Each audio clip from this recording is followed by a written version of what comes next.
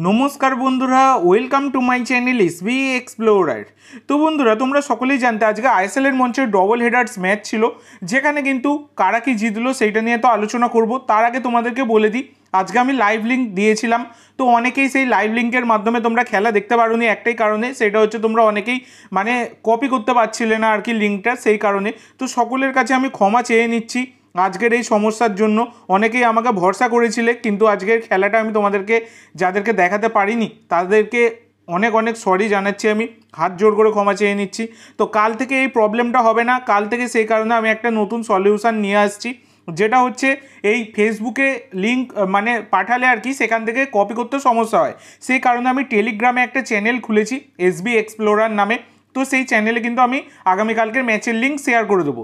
তো এই চ্যানেলের লিঙ্কটা দেখো আমি পিন কমেন্ট বক্সে দিয়ে দিচ্ছি, কমেন্ট বক্সে পিন করা আছে, তোমরা অবশ্যই সকলে গিয়ে টেলিগ্রাম চ্যানেলটাকে ফলো করে নিও, তাহলে কিন্তু তোমরা কালকে অনায়াসেই লাইভ লিঙ্ক পেয়ে যাবে। তো এই হচ্ছে ব্যাপার। তো আজকে ডবল হেডার্স ম্যাচের মধ্যে প্রথম যে ম্যাচটা ছিল যেখানে কিন্তু ইস্ট বেঙ্গল 3-1 গোলে পাঞ্জাবকে হারিয়ে দিয়েছে, এবং দ্বিতীয় যে ম্যাচটা ছিল এফসি গোয়ার সাথে কেরালা ব্লাস্টার, এই ম্যাচের দিকে কিন্তু মোহনবাগান সমর্থকদের একদমই নজর তীক্ষ্ণ দৃষ্টিতে নজর ছিল।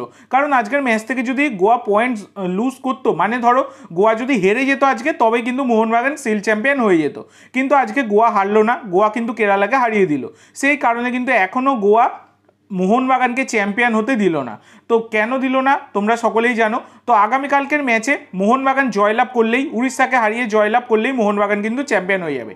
কারণ এফসি গোয়া তারা সর্বোচ্চ, যেহেতু আজকে তারা জয়লাভ করলো তাই 21 ম্যাচে 42 পয়েন্ট হয়েছে, এবং এফসি গোয়া তারা কিন্তু সর্বোচ্চ 51 পয়েন্ট অবধি পৌঁছতে পারবে বাদবাকি যদি সবকটা ম্যাচ জেতে।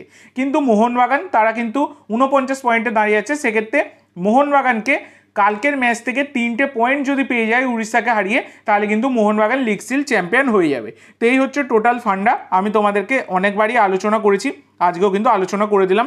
তো লিগ সিল চ্যাম্পিয়ন হতে মোহনবাগানকে কিন্তু আরেকটু অপেক্ষা করতে হবে, মানে আর আগামীকাল অবধি অপেক্ষা, আগামীকাল জিতলেই মোহনবাগান চ্যাম্পিয়ন, এই হচ্ছে ব্যাপার। এরপর তোমাদের যেটা জানাবো সেটা হচ্ছে আহমেদ জহু, তাকে নিয়ে একটা বড় আপডেট বেরিয়ে আসছে যে তিনি কিন্তু উড়িষ্যা এফসি দল ছেড়ে দিলেন হঠাৎ করে কোনো কিছু না জানিয়ে। একটা বিস্ফোরক মন্তব্য কিন্তু করেছে Orissa FC management, social media team থেকে তারা একটা প্রকাশ করেছে, যেখানে তারা লিখেছে যে আহমেদ জহু ক্লাবকে কোনো কারণ বা তথ্য না দিয়েই একতরফাভাবে ক্লাব ত্যাগ করেছে। ক্লাব এটিকে চুক্তির গুরুতর লঙ্ঘন হিসাবে বিবেচনা করছে এবং একটি উপযুক্ত ব্যবস্থা বিবেচনা করছে।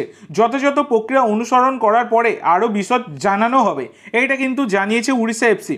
তো ব্যাপারটা হচ্ছে আগামীকালকের ম্যাচে অ্যাভেলেবেল থাকবেন না কিন্তু উড়িষ্যা এফসির তারকা মিডফিল্ডার আহমেদ জহু, তিনি কিন্তু অ্যাভেলেবেল থাকবেন না, এটা কিন্তু একটা বড় খবর মোহনবাগানের জন্য। আর হঠাৎ করে আহমেদ জহু তিনি কিন্তু উড়িষ্যা দল ছেড়ে দিলেন, তো উড়িষ্যার জার্সি গায়ে সম্ভবত আর আহমেদ জহুকে দেখা যাবে না, তা না হলে কিন্তু এরকম স্টেটমেন্ট দিত না উড়িষ্যা এফসি, এই হচ্ছে ব্যাপার। তো আজকের জন্য এইটুকু বন্ধুরা, ভিডিওটি ভালো লাগলে অবশ্যই লাইক করো, শেয়ার করো, আমার চ্যানেলে প্রথমবার এসে থাকলে চ্যানেলটি সাবস্ক্রাইব করো, আর কমেন্ট করে জানাও ভিডিওটি কেমন লাগলো। ধন্যবাদ।